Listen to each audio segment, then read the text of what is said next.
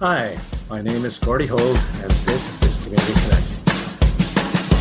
Each of us have stories that help us understand each other and help to bring our community closer together.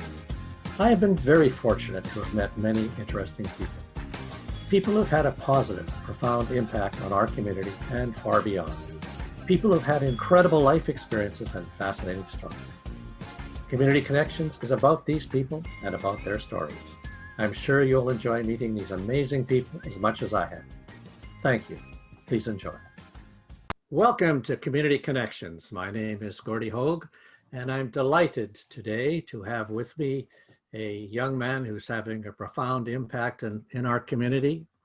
He has been an organizer of a team for fundraising for the coldest night of the year, which helps focus on the issues of homelessness. He has spoken at that event. He's visited our provincial legislature in Victoria. He's visited the House of Commons in Ottawa, and he's a delightful young man. Welcome, Rocco Forte. Hi, Gordy. Good to be here. Great to have you here. Can you tell us a little bit about your life, about growing up in our community and the things you've been engaged in? Well, it's a really nice place here. I have a good school. Lots of friends. There's been plenty of experiences that I can do even as a kid here, and there's a lot of room for differences to be made in the community. Yeah, and you've had an impact on that. Can you talk a little bit about putting a team together to support Coldest Night of the Year and then getting a chance to speak at that and the kind of the messages you had for us as a community?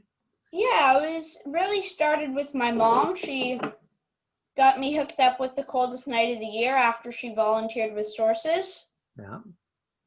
I mean, I say this a lot, but there's not a lot of things a kid can do in Sources.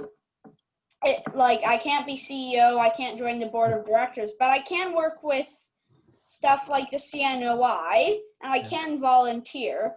So I jump at a lot of opportunities that I can get.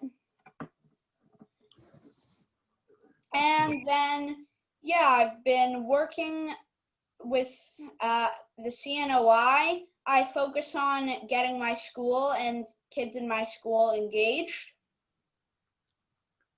I try and talk to the principal and my teachers so we can spread the word. And when I grow up, I'm planning to be prime minister or at least someone in government, because that's one that can really make a difference. So how did you get interested in government and being able to influence that? What are the things that you've happened in your life that have brought that about, do you think? Well, first of all, I've had a lot of good teachers who have brought me up to speed on a lot of world problems that are going on right now. Yeah. Yeah, so that's one thing. The prime minister has a lot of power. Like, I can help with climate change and racism and all that. And obviously your parents and your family have been big supporters as well. Yeah, my mom, especially when she got me hooked up with all this. My sister is sort of, I have a brother and a sister who keep me grounded. Yeah, we all need that. Somebody to keep us grounded. Yeah. So did you have a couple of pictures that you wanted to be able to show us as well? Okay, so I was going to show a few images. The first image was the time I met Gordy at his office while he was in government. It's an image of us shaking hands. Yeah. The second image I was going to show, I think it was Gordy's assistant who gave us a tour of Ottawa, the Parliament in Ottawa. And there's a picture of me sitting in one of the chairs in the House of Commons. Yeah. And then the third picture is at the legislative office in Victoria. and it's an image of me and my sister holding the sword that is the symbol of the sergeant at arms, his right to be alive, because in the past he would be killed if the king didn't like the news that he brought, like your people don't like you, or there's being a revolution, then the king would kill him. But the sword became a symbol of his freedom and his ability to protect himself. That's right. So that he wasn't, the king was actually denied entrance into the House of Commons in London because the speaker said, "You're not entitled to be here without the permission of the people." And so that was our first shift away from regal power to more of a democratic power. And the sword is an important symbol of that process, as is the mace. Yeah, So, we also saw the mace, which was pretty cool. yeah. It's amazing what they do to protect it, as in that they'll go, and if there's like a natural disaster, they'll have a helicopter and they'll lift it out. Yeah. So what impressed you most about the legislature in Victoria? What things do you remember so much about that? Well, I really liked the view at night. Yeah. It's really pretty when it's all lit up. It was pretty funny listening to the question period. Yeah. That was really fun. And also we got to visit some of the MLAs in the Liberal office. So Tracy Reddy's and Stephanie Cadu. Yeah. That was pretty cool too. It's pretty neat that we can have access to our elected representatives, isn't it? Yeah. What about in the House of Commons, and what did it feel like sitting into the chamber there? Well, I don't think it was fully allowed. Yeah, We did get a bit of a special tour. I know you did. Yes. So that was pretty neat to be in the chamber there, isn't it? Yeah. I mean, I can only imagine what it would be like actually being in a meeting or in a very important thing there. Yeah, it's pretty neat opportunity to be able to see where the seat of our government is, and how fortunate we are to have one of the better democracies in the world. Yeah. I was actually doing a project on government recently, and I was looking, there's a thing called a democracy index, Yes. and it on Wikipedia, and it shows a meter, like the more green it is, so it's green to red. So the greener it is, the more democratic it is, and then it goes like green, like a greenish yellow, yellow, orange, and then red. And Canada was pretty high on the democracy meter. So, and did it rank? So it ranked most of the countries in the world, did it? I think I'm not sure if it ranked all of them, but I saw quite a few. And you were feeling pretty comfortable where Canada ranked in it, were you? Yeah, it was pretty cool because when we were in the government building, we went and we did the inside and outside tour of the Supreme Court. Yeah. That was cool. We saw the Senate. So what do you think are from your perspective and your friends' perspective, what do you think are the most important things facing our country and our world today? What are the most important issues that we're looking at? Well, we're looking directly at climate change. That's Yeah. one of the first things that come to mind. Yeah. It's pretty stressful seeing the sciences, like what they're saying, like 12 years, stuff like that. Yeah. I just did a huge project. We did a huge project on during socials class. I have a great socials teacher. We did a project on people who stood up to make a difference. So I did my project on Barack Obama Yeah. and his protest against racism. That's another huge problem that we're facing right now, especially after the George Floyd. Yes. So multiculturalism, or the issue of racism and how that manifests itself, the issues of climate change. Are there any other big issues that you see facing us at this point? No, other than COVID, of course. Yeah, That's COVID's a big one. one. Yeah. Although I feel like there's not much I can do right now other than stay safe and encourage my friends to do the same. Yeah, I think that's an important step to take. And so the as people in your age group are growing up and finding out more and more about governance, about how governments function, about how our systems function, how we compare with other parts of the world, what are the things that you think you and your classmates and friends need to learn and to do to be contributing members of a democracy, to make sure we protect our freedom, to make sure the values you're talked about? What are the things that we can look forward to in that sense? Well, hopefully, I know all my friends are planning on voting. Good. We Yeah. do this thing called student vote, which is very fun. So it's basically like a version of the vote. We just did the federal election Yeah.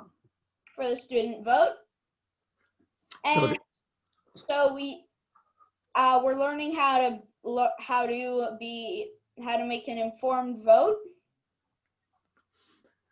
so what are the things that you would recommend to people out there voting? What are the things they can do to become better informed about their vote and how they should be voting?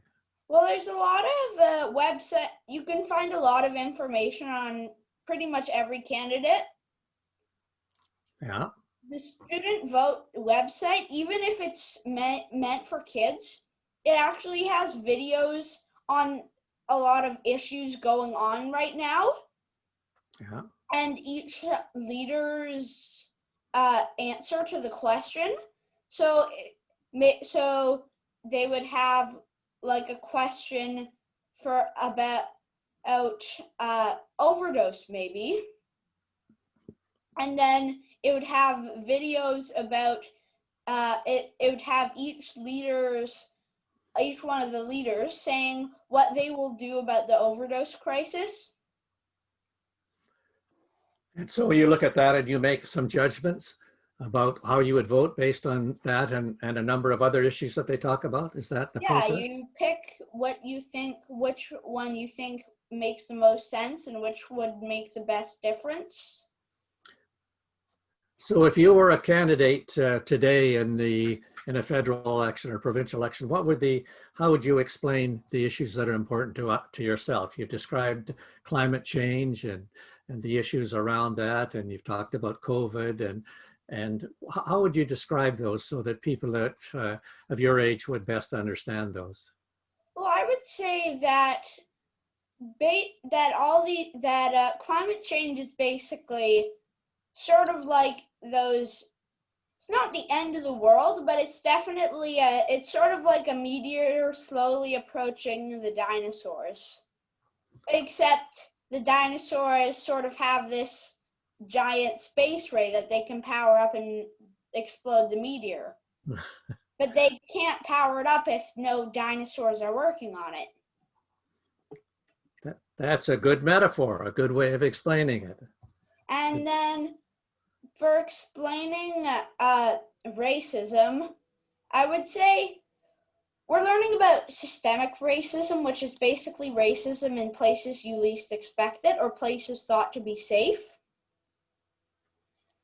So I would say there's much we can do about it, but we never know if it's really stopped. Like it could be in places we never think it was.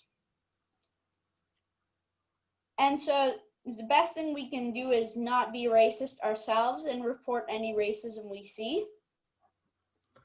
So positively setting an example for the people that we live with and make our lives be representative of what we believe. Is that the kind of role modeling that you see yourself doing and other people doing? Well, I hope so. And so, yeah, I'm planning to be a government official. I'm trying to make an impact at this age. That way, when I'm older, people can see that I've done good things in the past. It's definitely good to have good history. So you mentioned Barack Obama.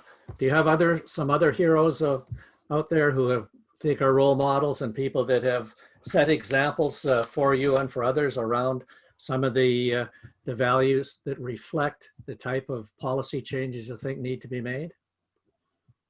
Well, I have a lot of people who I think are uh, very change making. I actually look up to a lot of my teachers at our school. Yeah. They're really good. And yeah, I have a book on prime ministers. Yeah. A lot of them are good examples.